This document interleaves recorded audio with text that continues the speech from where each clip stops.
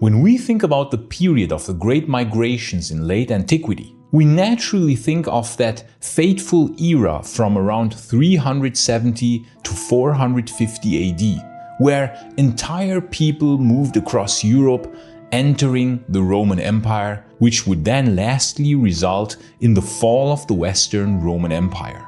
Indeed, the fall of the Western Roman Empire is intrinsically linked to the Great Migrations. And without the Great Migrations taking place, possibly the Western Roman Empire would not have fallen, or if, then much later.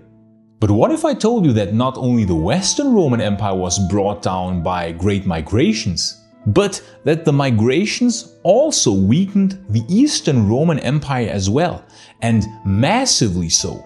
In fact, so much so that we could say that without the Great Migrations, the Eastern Roman Empire might have survived as well. But alas, it also had to deal with its own huge migrations, and this relentless storm of people is what would ultimately contribute massively to the fall of the Eastern Roman Empire. After the Western Roman Empire fell, and fall should always be in quotation marks, because it wasn't really a fall, but more like some sort of regime change. After that, the Eastern Roman Empire went on the offensive some 50 years later. Indeed, someone who was a child when the last Western Roman Emperor Romulus Augustus was deposed by the Germanic chieftain Odoacer in 476 AD, thus officially ending the Western Roman Empire, that child would have still been alive when the Eastern Roman Empire reconquered Italy for the Roman Empire. Indeed, it looked very much as if the Roman Empire was resurging, and maps from the mid-500s look extremely impressive, with the Roman Empire again reaching a territorial expansion that managed to encompass large territories of the former Western Roman Empire. But the Eastern Roman Empire would sadly soon find out as well that the mass migrations which brought down the Western Roman Empire would now start to inflict huge pain onto them as well.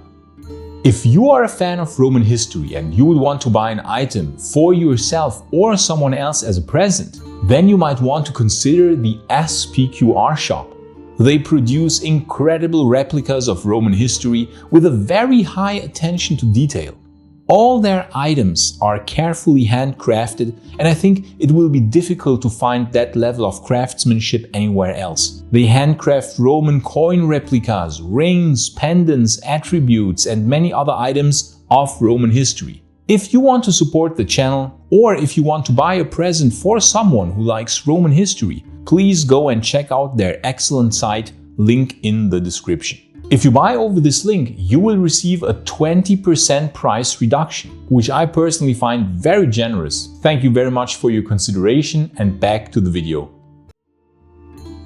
In 560 AD, not even quite a full human lifetime after the so-called end of the Western Roman Empire, the ancient Roman heartland of Italy and the eternal city of Rome itself were again part of the Roman Empire.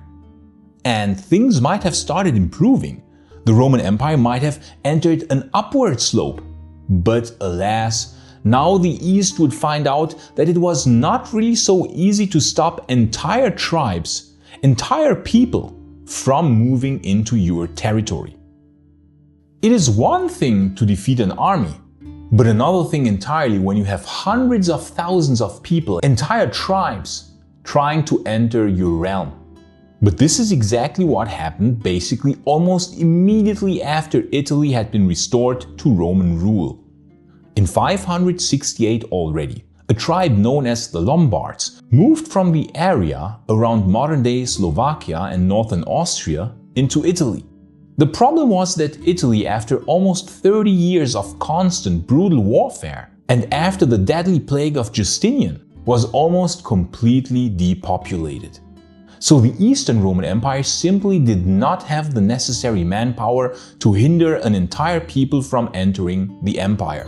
And so it happened that in the following 20 years, the Lombards managed to conquer about half of the territory of Italy.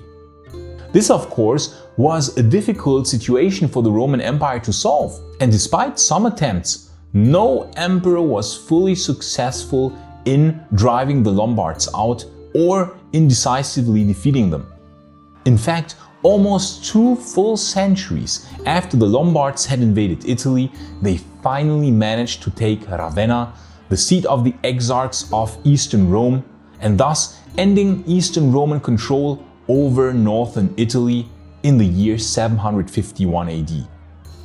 So why then didn't the Eastern Roman emperors try to focus more of their resources and manpower on trying to reconquer Italy? Well, because unfortunately, at a similar time, another huge wave of migrations came about in the Balkans. Namely, the Slavs and the Avars pressured from north of the Danube south into Illyricum and the Balkan provinces of the Roman Empire. This happened because the plague of Justinian here too had depopulated the area of the Pannonian and Danubian limes. So there simply weren't enough Romans left to defend the borders. It is quite likely that the Avars and Slavs started migrating because of the late antique Little Ice Age. This was a period from about 536 onwards, which lasted for about 10 years, in which temperatures dropped sharply due to a series of volcanic eruptions on the planet.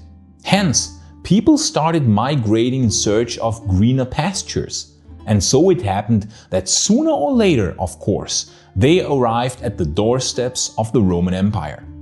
But due to the plague of Justinian, they didn't find a lot of people there anymore. Millions had died in the Roman Empire due to that plague. Entire cities lay almost empty. And so the Slavs and Avars thought, why not enter the empire and settle there? Now, this first wave of incursions into the Balkan provinces of the Eastern Roman Empire was initially repelled, most famously by the Emperor Maurice, who drove them back to north of the Danube River. Unfortunately though, this heroic emperor made some critical mistakes in handling his army, and so the army rebelled in the year 602 AD despite a quite successful campaign. And this unfortunately culminated in the usurpation of Phocas. And this is when things went massively south for the Roman Empire. Indeed, we could call 602 one of the worst years for the Roman Empire. Because this event, the usurpation of Phocas, set a catastrophic chain reaction into motion, which would lead to the devastating Roman-Sasanian War of 602 to 628, and because that war was so utterly devastating for the Romans and for the Persians, this enabled the Muslims to then conquer huge portions of the Roman Empire, and to completely conquer and thus to end the Persian Empire. Needless to say that with this devastating war going on in the East, the Romans did not have the necessary resources to effectively combat or to stop the Avar and Slavic migrations into the Balkans. And so these tribes were able to then conquer large parts of the Balkans in the early 600s. The Avars even besieged Constantinople itself in 626, together with the Persians. But the city withstood this brutal siege thanks to Roman valor and the impressive Theodosian land walls of Constantinople. However, the damage was done. The Slavs had managed to settle permanently in the Balkans, managing to take a vast portion of the Balkans, which not long before had been firmly under Roman control.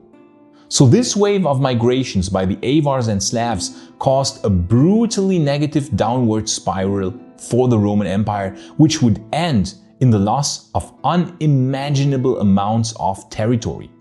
The Roman Empire, in only 80 years, about a human lifespan, went from an impressively large empire to a chaotic patchwork of loosely connected territories.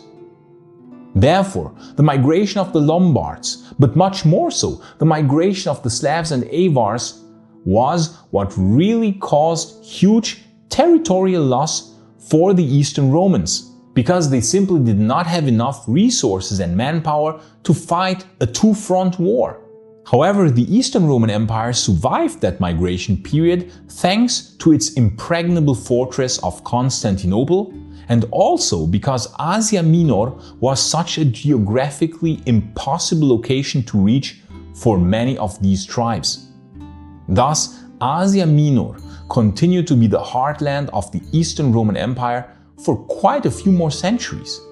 But then, another wave of migrations would unfortunately change that.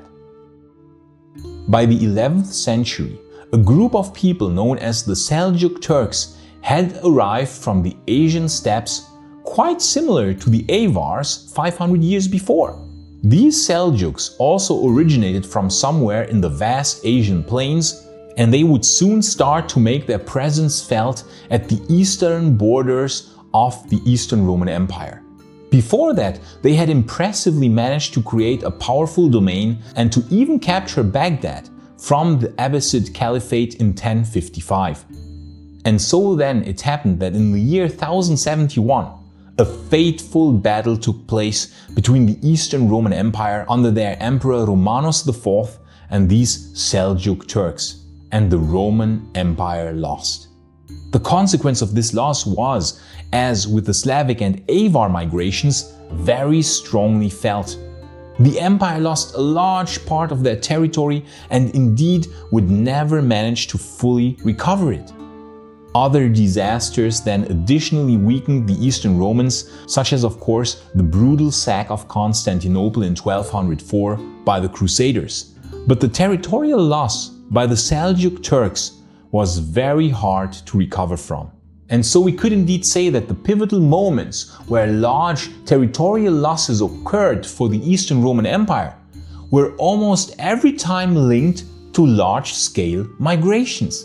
The Slavs and Avars directly contributed to the huge territorial losses and disasters of the 7th century, because this weakened the Eastern Roman Empire, and so they did not have enough manpower to effectively fight against the Muslim Caliphate.